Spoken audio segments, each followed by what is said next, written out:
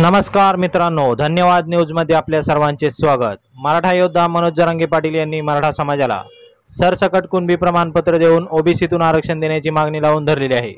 यातच व्याख्याते नामदेवराव जाधव यांनी राष्ट्रवादीचे अध्यक्ष खासदार शरद पवार यांच्यामुळेच मराठा समाजाला हक्काचे 16% आरक्षण मिळाले नसल्याचा गंभीर आरोप केला असून एका जीआरचा उल्लेख करत थेट शरद पवार यांच्यावर तोफ डागलेली आहे। विशेष म्हणजे शरद पवार यांच्या दाखल्यावरून काही प्रश्न उपस्थित केलेले आहेत। यातून त्यांनी थेट पवार समर्थकांची बोलती बंद करण्याचा प्रयत्न करत थेट शरद पवार यांनीच समोर येऊन या दाखल्याबद्दल खुलासा करावा असे जाहीर आवाहन नामदेवराव जाधव यांनी खासदार शरद पवार यांना दिलेले आहे। त्यामुळे हा शरद पवार यांच्यासाठी मोठा धक्का मानला जात आहे। त्याआधी तुम्ही हा व्हिडिओ यूट्यूबवर पाहत असाल तर आमच्या धन्यवाद न्यूज चॅनलला सबस्क्राइब करा आणि तुम्ही हा व्हिडिओ फेसबुकवर पाहत असाल तर आमच्या पेजला फॉलो करायला विसरू नका। शरद पवार यांच्यावर गंभीर आरोप केल्यामुळे चर्चेत आलेले नामदेवराव जाधव पहा नेमकं काय म्हणाले आहेत। हे बघा, आमचा मूळ आणि ठोस मुद्दा हा जातीचा नंतर आहे।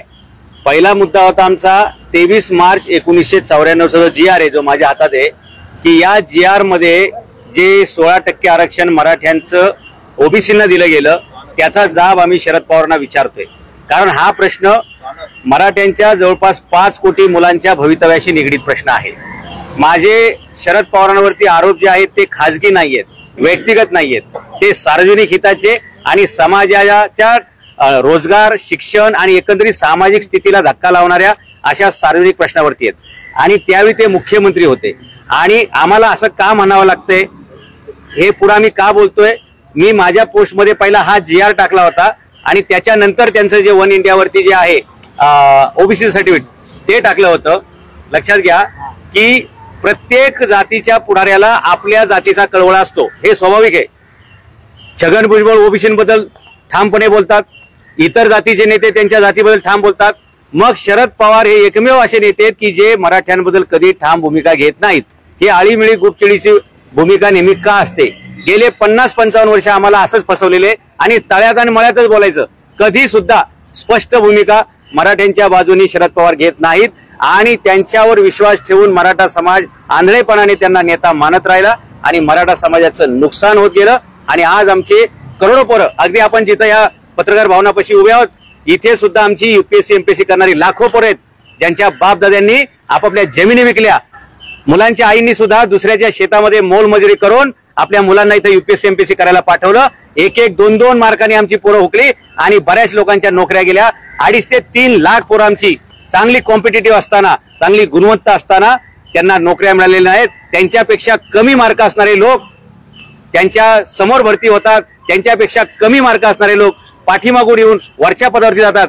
काय फक्त मराठा म्हणून जन्माला आले हाच त्यांचा दोष आहे का? आणि त्यांना मराठा म्हणून डावललं जातंय हे एका बाजूला, आणि दुसऱ्या बाजूला त्यांना जर ओबीसी मध्ये घेतलं असतं तर त्यांच्यावरती हा मोठा अन्याय झाला नसता। या जीआर मुळे या 5 कोटी मराठ्यांचं सगळं भविष्य दावणीला लागलं आणि गेल्या 2 पिढ्या मराठ्यांच्या बर्बाद झाल्या, तो ह्या जीआर मुळे। आणि म्हणून प्रत्येक नेत्याला आपल्या जातीचा अभिमान असतो, त्यानुसार शरद पवार हे मराठ्यांची बाजू न घेता नेहमी ओबीसींची बाजू घेतात आणि म्हणून आम्हाला नाईलाजास्तव या निष्कर्षावर यावं लागलं की शरद पवार हे मराठ्यांचे नेते नसून ते ओबीसींचे आहेत। आणि आमचा जाब विचारायचा आहे त्यांना, आम्ही 5 कोटी मराठी त्यांना भेटेल तिथे, भेटेल त्या गावात, भेटेल त्या चौकात आणि भेटेल त्या वार्डात आम्ही सगळे मराठे शरद पवारांना हा जाब विचारणार आहे की असं काय पाप केलं आमच्या मराठ्यांनी की तुम्ही बाकी सर्वांना न्याय देत सुटले परंतु मराठ्यांना मात्र तुम्ही डावललेलं आहे। हे मराठे कोण आहेत ज्यांनी इथल्या 12 बलत्रा 18 पगड जातीच्या सर्व उपेक्षित शोषित घटकाला कायम न्याय दिला,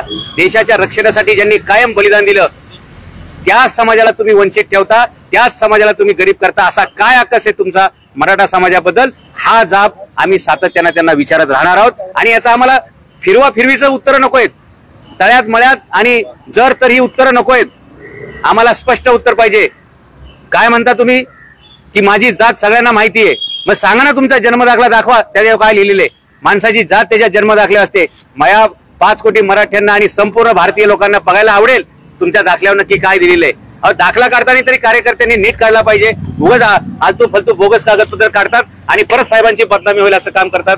माझी विनंती आहे साहेबांना की साहेब चांगले अभ्यासू कार्यकर्ते, त्यांना संधी देत चला। हे असे कंत्राटदारांना संधी दिल्या आणि लक्षात घ्या ए ग्रेडचा विषय हा जर बी ग्रेडच्या लोकांनी हाताळला तर त्याचं डी ग्रेड व्हायला वेळ लागत नाही। आणि म्हणून महत्वाचा विषय अभ्यासू लोकांनी तो हाताळला पाहिजे. आयऱ्या गेल्या नत्तू करायचं काम नाहीये या विषयावरती बोलणं. कुणी उठतंय काही प्रतिक्रिया देतंय. प्रतिक्रिया साहेबांनी दिली पाहिजे, कारण साहेब अभ्यासू आहेत असा आमचा समाज आजही. बाकीच्यांनी बोलू नये या विषयावरती. तुमच्याकडे काय पुरावे आहेत? तुमच्याकडे काय पुरावे आहेत? ओबीसी आहेत तो पर्यंत दाखला जो तुम्ही म्हणताय ना, तो दाखला समोर आणलाय. हा, तुम्ही ज्या दाखल्याबद्दल बोलताय ना, तर तो दाखला पण मी घेऊन आलेलो आहे. मला वाटतं कालच तो दाखला काहीतरी व्हायरल झालेला आहे.